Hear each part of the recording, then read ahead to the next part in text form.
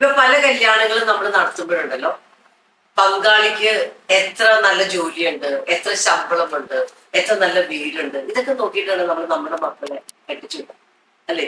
ഏറ്റവും മികച്ച ബന്ധം വാങ്ങാനാണ് നമ്മൾ മത്സരിക്കുന്നത്. ഒരു റിയൽ റിലേഷൻഷിപ്പ് എന്ന് പറഞ്ഞു കഴിഞ്ഞാല് പണം കൊണ്ട് മേടിക്കാൻ പറ്റുന്ന കാര്യമില്ല.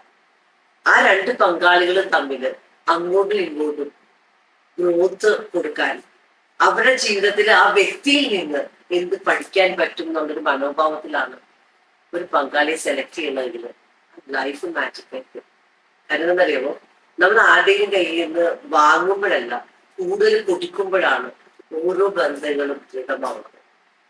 അപ്പൊ നിങ്ങളുടെ ജീവിതത്തിൽ നിങ്ങളൊന്ന് ചിന്തിച്ചു നോക്കുക, നിങ്ങളുടെ ആ ഒരു പ്രിയപ്പെട്ട പങ്കാളിയെ മനസ്സിലാക്കാൻ അവർ ബഹളം ഉണ്ടാക്കുമ്പോഴും അവർക്ക് വേണ്ടിയിട്ട് സംസാരിക്കാതിരിക്കാൻ, അവരെ അവരായിട്ട് കാണാൻ, അവരുടെ ജീവിതത്തില് ഒരു നിത്യ വസന്തമായിട്ട് മാറാൻ രണ്ട് പങ്കാളികളും ശ്രമിച്ചാല് ആ ജീവിതം മാറും.